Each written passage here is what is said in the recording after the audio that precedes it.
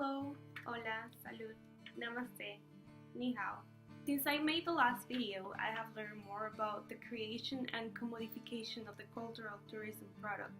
As part of this issue, my university seminars focus mostly on the million-dollar question: what makes an attraction successful? Carlson, Hughes, Rose, Pocock, and Peel identify 9 key success factors in this. I will refer back to these in a moment. After identifying these 9 key success factors, my class discussed through different case studies the process of using these factors in order to create a successful cultural product and provide a unique experience to the visitors. These in-class discussions and the study and analysis of past research and case studies help me grasp a general understanding of the challenges faced in real professional environments. However, most of the case studies we researched have been focusing on the visitor experience in one hand. For example, Kong, Morrison, Xu, and Wang's analysis of wildlife tourism experiences with endangered species, where they focus on studying the visitors' encounters with giant pandas, or Lynch, Dunker, Sheeman, and Shun's analysis on the demand for Mi'kmaq cultural tourism based on the tourist perspectives and their motivations to visit First Nation cultural attractions. Or on the other hand, these studies focus on the management side of the tourism product.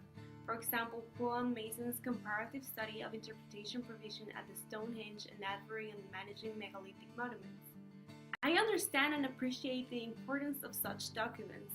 As a scholar, I consider them a rich source of knowledge and inspiration for studying this industry and learning from others' experiences and perspectives. But what has really troubled me is why study the visitor's perspective and the management side of cultural attractions separately.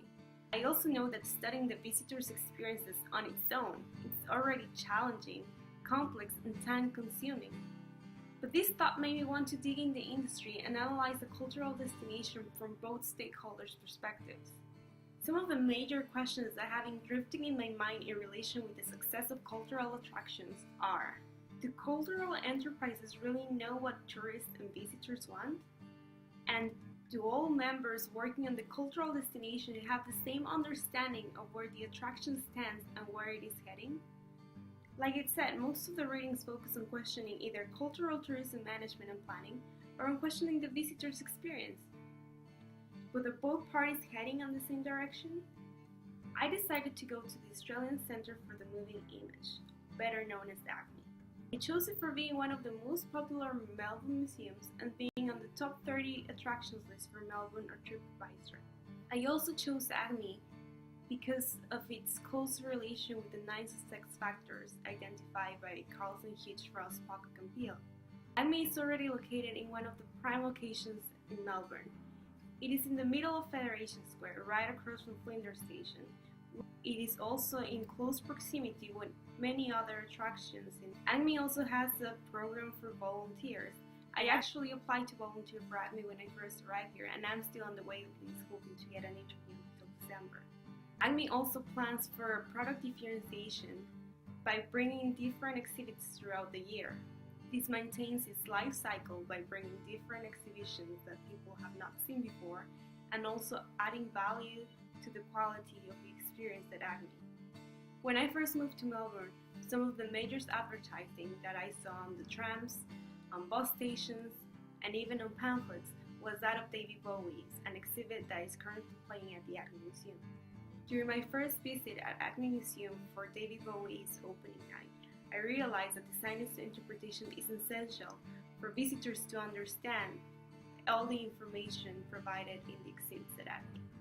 I headed to the Australian Centre for Moving Image and did a quick survey on both the people visiting the museum and those working there, and asked them a few questions in regards to the attractions, assets, and limitations to understand better what makes ACME so successful. Once again, this blog intention is not to do a deep research study on tourism or to change the way tourism is done, but to raise questions and reflect on what's happening in your own backyard. Because of this, I will just focus on a few elements that I can easily obtain information of and that will give me an idea just clear enough to determine where does ACME stand in terms of connecting with its visitors and providing them with a unique experience. I am hoping to find that all the staff will have a common understanding of the enterprise's strengths and weaknesses. To see the David Bowie exhibit. This specifically for that exhibit, or? Yes. Yes. From David Bowie? Yeah. Yes. Location and exhibits. The space. The space? Yeah. And what did you like about the It's space? nicely set out. There's lots of, you don't feel like there's too many people in there. Probably the music. Just the music, Yeah. and made me think of lots of things I've forgotten about. Did you? Nothing really. It's all positive Yeah, it's good. experience. Nice place. everything. Nothing. Nothing? No. 5 out of 5? Yeah. 10 out of 10. Yeah. The special exhibitions that they do, that they're so different, that they're so diverse. The kind of exhibitions that we bring in, like David Bowie or DreamWorks or Tim Burton. So It's location. Location. We've got a really good volunteer and staff. When people first walk in, I think they aren't sure what we are or where to go, so that's why we're always stationed there. So we of the building. The building's not very easy to kind of move around. huge amount of advertising. Kind of the exhibitions that we bring in, whether it be paid or free, we try to kind of cater towards different markets. So Sort of engage the broader community in the movie industry. And so like with the film seasons that we do, it's really cool. But, As you can see, most of the responses by the visitors and workers resemble one another, showing that indeed there is a clear understanding of ACME's strengths, like the temporary exhibits that drive most of the visitation. An excellent staff and volunteer training transformed what was considered a weakness to most ACME workers, that is, the poor layout, into one of the biggest assets during the visitor experience. Most people enjoy the building's architecture and space, and proper staff guidance throughout their experience allow visitors to be unaware of the non-efficient layout of the space. This brief research was an attempt to apply my reflections to a professional situation that I may be faced with once I finish my degree.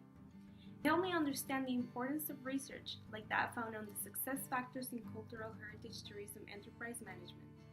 I also managed to understand the connection between management and visitors of a cultural attraction and the importance of studying them separately.